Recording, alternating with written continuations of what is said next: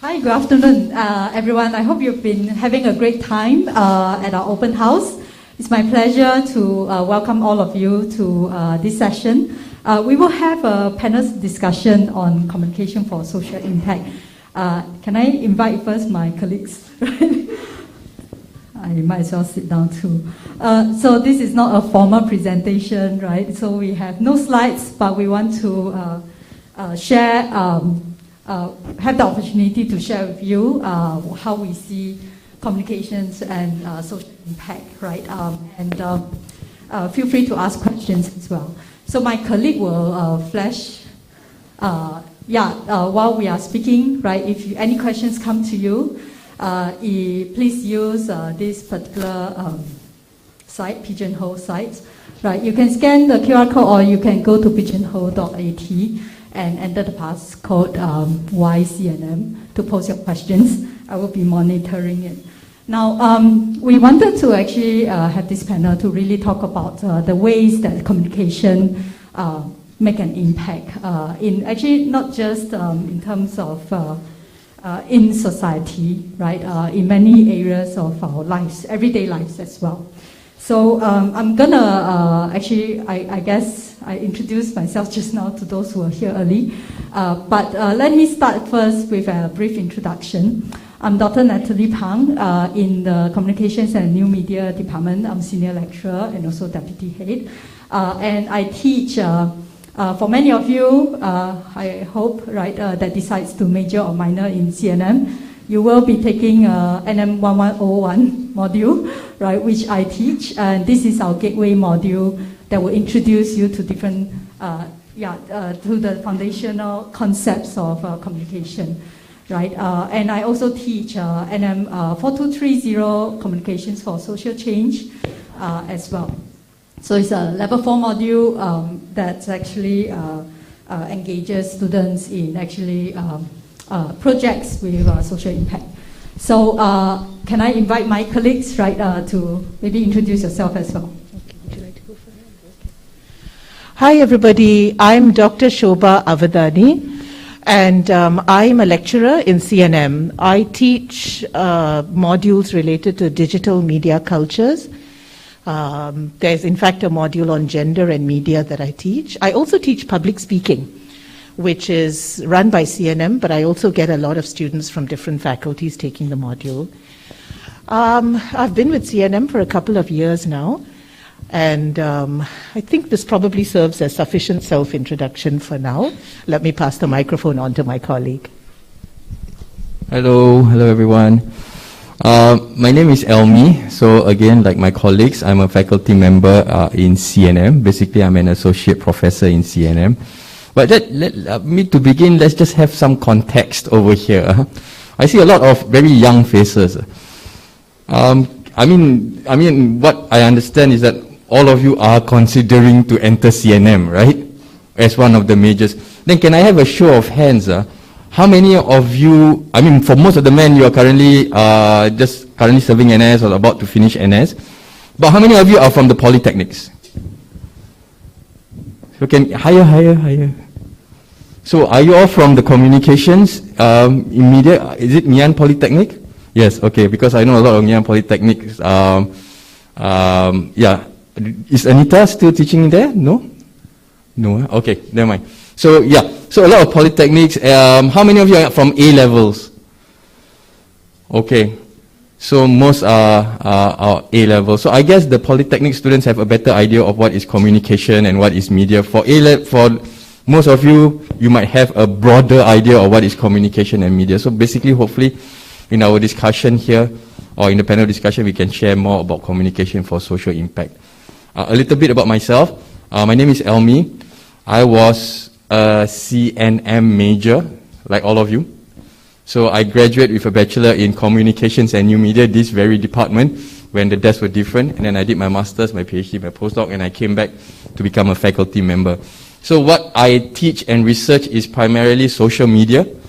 How do humans communicate on social media and what kind of impact social psychologically it has on change, on societal change, on mental well-being, on health, on race and you know, issues and topics affecting society. So hopefully in our discussion we can actually have a lively discussion and talk more about this. All right.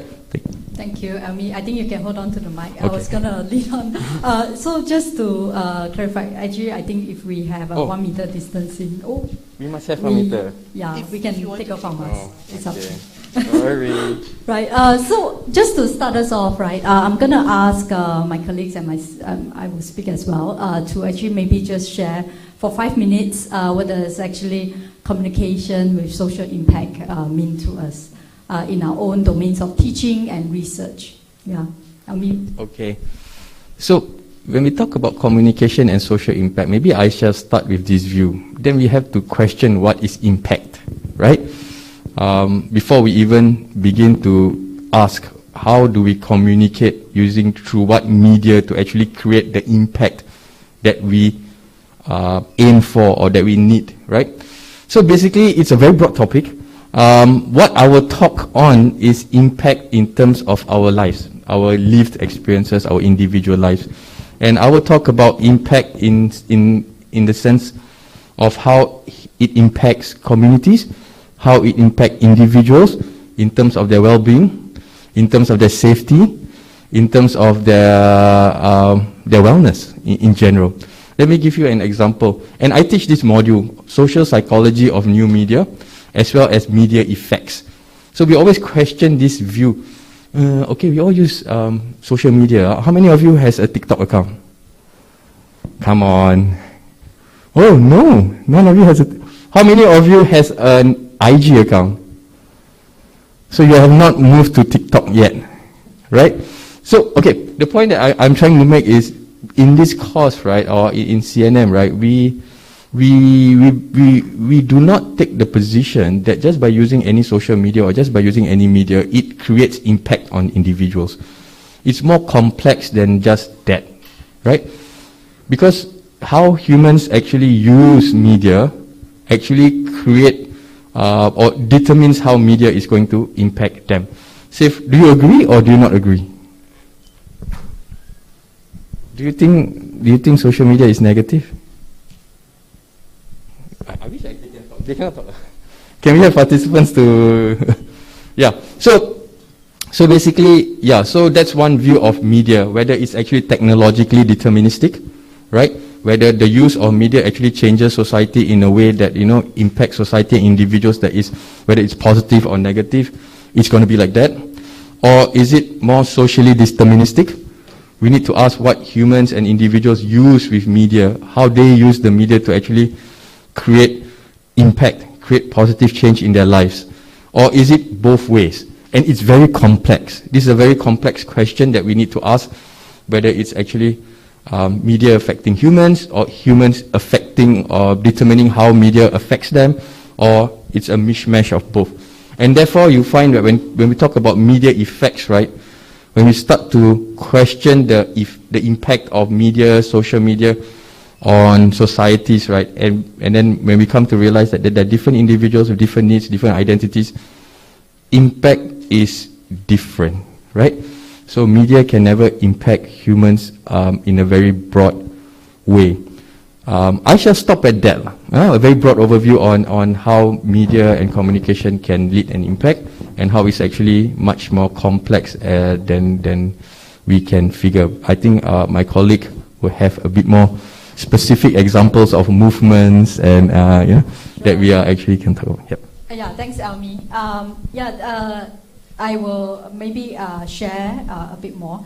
So my sharing, I guess, will just to give you all some context, right? Will be actually, I guess, coming out of a particular module that I teach on communications for social change. So I think one of the first things that I find myself debunking, right, both for students and also people outside CNM, is this perception that when we talk about communication, it's always about broadcast media, right? But one of the first things I tell them is actually, what do you understand by broadcast media, right? Is it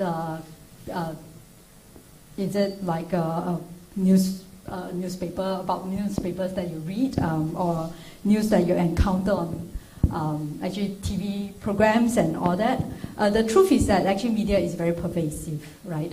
And as a result, right, I also see that we have the potential as communication professionals to make an impact across very pervasive media. So in the Comms for Social Change, in the Comms for Social Change module, right, I often tell my students that we can think about change in a variety of ways, right? There is, of course, the public communications for change, and this involves not just understanding the medium, right? Whether it is social media, whether it is actually broadcast media like the news or public speech, right? Or even communication through performance, right? Sometimes we don't think about arts performance as types of communications, but they are, right? In fact, they are very powerful vehicles for social change and social impact. So we can actually look at the communicative aspect of these kinds of public communications and the narratives for change, right? Be it raising awareness about an issue, changing attitudes, or even encouraging certain different types of behavior, right?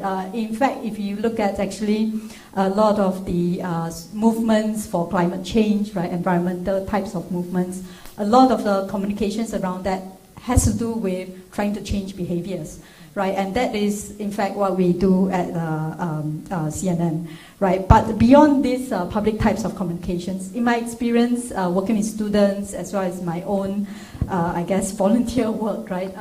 Actually, one of the most powerful forms of change is, in fact, non-public. In fact, they are quite often interpersonal and group-based communications. And this involves actually working with communities in small group settings as well. So I often encourage students, right, when we think about actually different kinds of communications for change, for impact, go beyond just broadcast media. Of course, those are important. And we have to think about how we actually create the narratives, right, for people to engage, for people to make sense of what kind of change they can make. But quite often, right, that kind of interpersonal group communications is actually incredibly important as well. I'm going to just spend the next 2 minutes doing a bit of my own reflection on projects that actually students have worked on, right, that in my opinion were incredibly impactful. So one of the projects that I guess a couple of my students worked on a couple of years ago, right, was a collaboration with Haga, which is a sort of a relief mission, right? And they ran a campaign on to raise awareness about sexual trafficking in Southeast Asia. So I think that was incredibly impactful. I guess not just on the organization, right, in terms of their scaling up their ability to get the message out. But I think even for the students themselves, quite often, right, they have graduated by now, right, but quite often we still keep in touch, and when we talk, right, they often refer to that experience as very transformative in terms of how they saw the role of communications in the world, right, and they have gone on to different industries by now, right. I would say not all of them are in the social sector. But nevertheless, the experience stays, right, in terms of how they saw communication can make a really deep impact on the organizations they work with. In fact, right now, one of my other groups from the class, they have actually embarked on a group communication project, right, with residents of Pulau Ubin. And their work is going to be featured at an upcoming drama box performance at the Singapore International Festival for Arts. So I will stop there, right? I can go on and on talking about all these different projects. But personally, as an educator, as a teacher in the department, I personally really enjoyed actually working with students to actually really, I think, through the modules, make a very significant impact on society. Yeah. So with that, I will end my sharing. 5 minutes. I will invite Shobha, right, my colleague, to share. All right. So you've heard from two very experienced teachers and advanced researchers. So I want to add to this, right? So one of the modules that I teach is called Sex in the Media. right? It's actually a level 4,000 module, right, for honors students. And I feel like the difference with a module like this, right, with all the cultural studies, digital media cultures kinds of modules, is that when we think about communication for social impact, the focus on the production of messaging, right, is very important. And I love that idea of interpersonal messaging, having these conversations, very important. The thing that I'm very interested in my research as well as my teaching is in the kind of political subjectivity that people have. Specifically, how do people develop a critical consciousness around their everyday lives? Right? So when it comes to gender, for example, issues related to sex, and we do see it in the media, right? Whether it has to do with misogyny, whether it has to do with women's rights, whether it has to do with queer rights, whether it has to do with violence, sexual violence and so on, is that people want to get involved in these conversations but don't always know how. Right? So communication for social impact, the way I view it in these kinds of modules, is really about understanding that before we think about the impact of our messaging, is really about critically understanding what is our positionality, right? In this wide, complex kind of space like Elmi was talking about, where do we stand in this? How much do we understand about this context? Right? And if we want to enter the conversation, what is our entry point for this conversation? One of the things that comes up very often in the module when I'm teaching is this idea of cancel culture, right? People being afraid of being cancelled if they put forward a view on social media. And so the approach of sort of critical cultural modules, right, is that the fear, it's not about the fear of being cancelled, right, or the kind of heady joy that comes from getting lots of likes. But it's about figuring out what is the impact that you want to have. What's the community whose voice you want to add to? So I'm going to give you, a couple of examples. If we think about a module like this, right, the kind of work that takes place, the work we do in the classroom. I want to give you a little view. Imagine you're peeping through a window into my classroom. Right. So one of the things is, for example, there's a lot of very active discussion around issues related to, for example, say, a feminist approach, right, towards perhaps gendered violence. Okay. Now, this is an elective module. People choose whether to take it or not. It may not be surprising to hear that out of, say, 38 students that I had last semester, only 3 were men. The rest of them were women, right?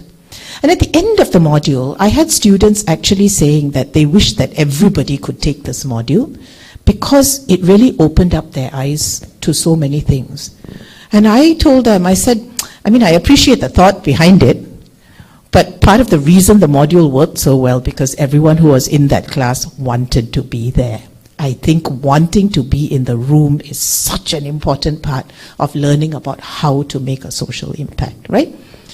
So some of the projects that they did, for example, right, one student actually looked into this culture around the Xiao Mei Mei, the Xiao Mei Mei and the Ta Ke Ke, so just for those of you who may not be familiar, right, the Xiao Mei Mei literally translates to little sister.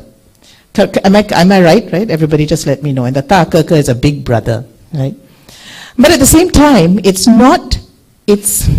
use of the term is actually in a way a sexualizing, objectifying kind of term, right? It's not an innocent kind of, okay, I'll look after you like a sister kind of thing, right? It's a little bit misogynistic, a little bit paternalistic.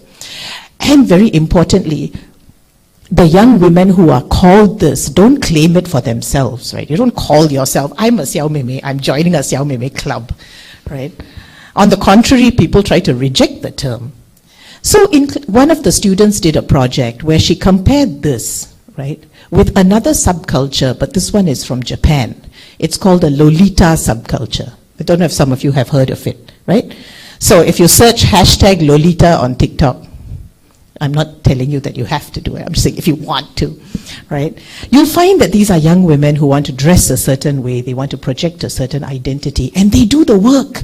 They search out, they share resources, they put forward this persona, and it gives them a lot of agency, a lot of empowerment over their lives. The Xiao Mei Mei one is completely different. Right? The way it goes, you look at the comments that people put forward and so on, there is a lot of accusation, there is a lot of rejection, there's a lot of sexualization. So the student did a very in-depth analysis, right, and came up with this conclusion that while it may be possible in the future, right, for young women in Singapore to reclaim that term Xiao Mei Mei and turn it into something empowering, at the moment that's not what it is. What does this mean then, right, for the idea that I opened with, the idea for entering a conversation online so that you can be part of making a social impact? It means understanding, right, what's the situation now? What's the situation on the ground? How do I understand it? Where do I stand? And a lot of my students in the first class, when I asked them, why are you in this class? Why did you take this class? What are you excited to learn? Right? A lot of them said, I see all these conversations around gender taking place and I want to be involved in them. I want to be able to speak, but I'm so scared of saying the wrong thing. By the end of the module, I asked them, so do you feel more confident about speaking up now?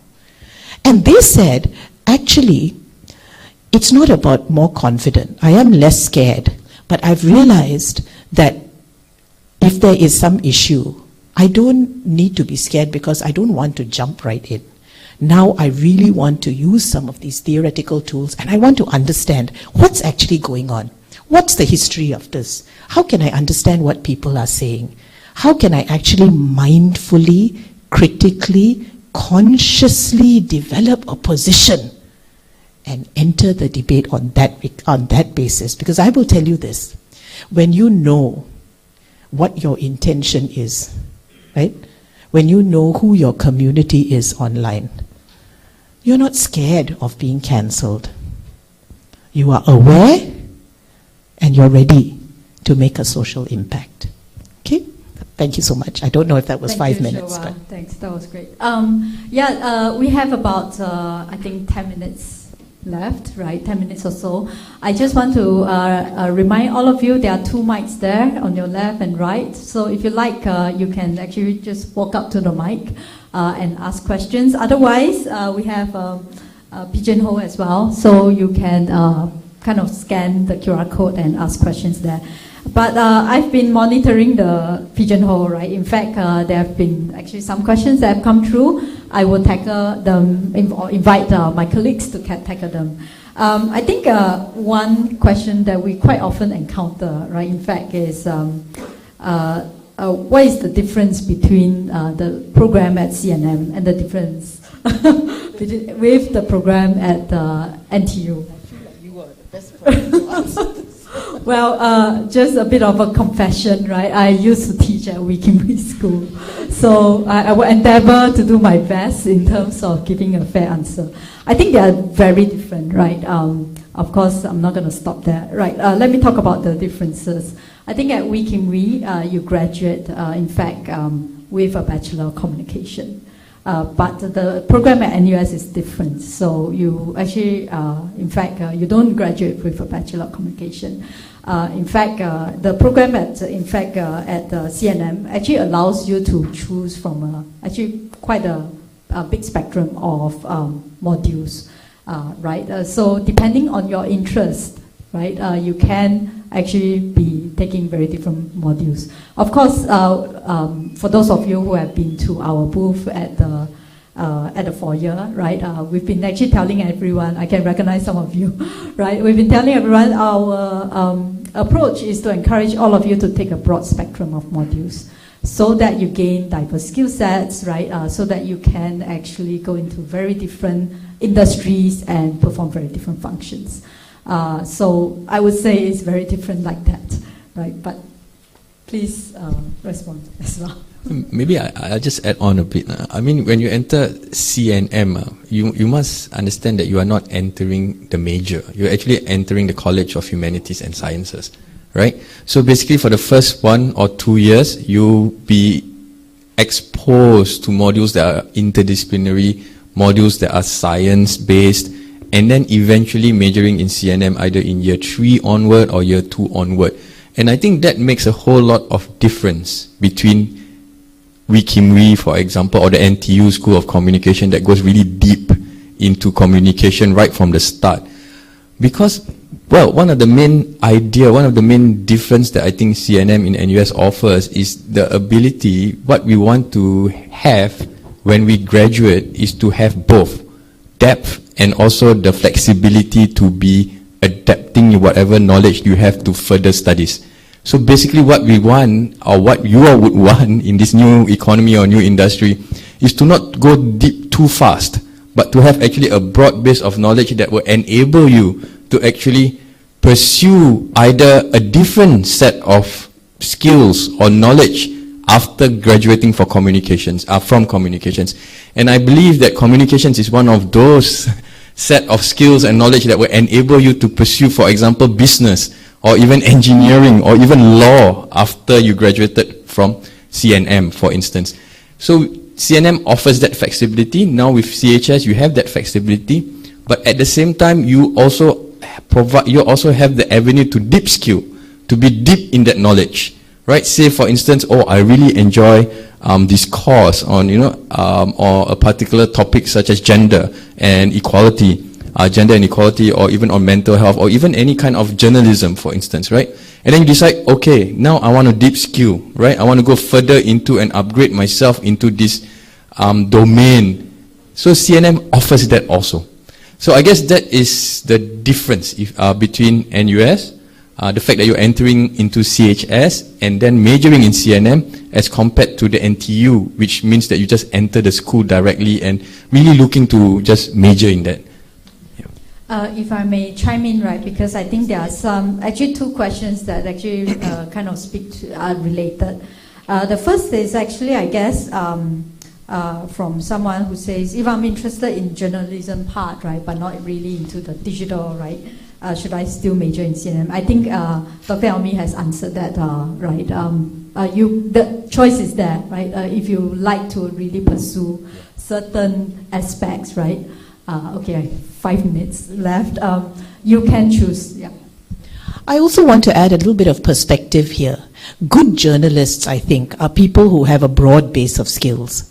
In India, there's this very famous award-winning journalist. And one of the things that he said once, I was having a conversation with him, and he's won international awards and so on. And then he was saying that, that the thing about it is that if you have a bachelor's degree in journalism, from there to move forward and learn is very hard. Like, what is better is to have like a broad-based kind of undergraduate education, right? Have a lot of skills and then specialize and maybe do a master's in journalism. So the thing about CNM is that I think journalism today is very different from journalism, say, even 10 years ago, right? You need data skills. You need marketing skills, you need messaging skills, you need PR skills, you need cultural knowledge, contextual knowledge, you need skills of information seeking, you need skills of critical information consumption, you need skills of engagement, and across all the modules that we have, this is the kind of thing that you will gain, in addition to things like media writing, video production through digital narrative, storytelling, and so on. So I do want to say that for those of you who'd like to enter journalism, you're actually quite well placed, with a degree from CNN. Yeah, thank you, Shoba, because I think you have answered also another question. Someone who actually asked, what would we say to those who think that CNM is a very broad degree, right? In fact, my response is yes, good. And we make no apologies for it because, to be honest, things have changed so much, right? Since my bachelor days, master's, even PhD days, things have moved so quickly, especially in the area of new media and social media, even many kinds of broadcast media. We actually have to have very broad and very diverse skill sets to be able to tackle many of these challenges. Yeah. And maybe I just add on quickly to how I would respond to somebody who asked me, CNM is a very broad degree. So what are you going to do after that? Well, I guess the answer then is, what did you do while pursuing this broad degree during CNM. And I think Shobha has just mentioned, and Dr. Natalie has also mentioned that, our students go out. Our students do things while they are still learning. They go to UBIN, they go to Heritage Board, they join policy making, they create videos, internships, student exchange programs, and even, for example, if I were to just quickly share, what my faculty CNM society students do is that they go into the community. They go into community centers, family service centers, to actually apply what they learn and actually create classes for everyday Singaporeans on digital safety. And how do you explain digital safety effectively to protect young kids and parents from harm such as scams, such as online grooming, online pornography, cyberbullying. So, yeah, broad degree, so what? During the 3 years or 2 years, we actually did all this, and we have all this to show at the end of our degree. So you go into deep knowledge and deep degree into a particular field, but without that 2 or 3 years to actually, enrich yourself in during the journey, I would say I prefer CNM over any other degrees, right? Yeah. I will also say that if you check, the website, some of you have the QR code and so on. If you look at it, the way it's structured, okay, it's like if you think of it like a bridge. So we have this breadth, but we also, have the depth that it dives into particular areas as well. So please do take some time to look at, the modules and so on. You'll be able to see that for yourself. I know the time's up. The organizers are telling me to end. So I'm sorry we are not able to get to all the questions. Please visit us at our booth, and we'll be happy to actually speak to you one-on-one there as well. Yeah, also, please do come to the booth and ask the questions, because we have students as well as faculty there. But of course, you can always write in to the department with any specific questions that you have. Okay? Thank you very much for being here. Thank you.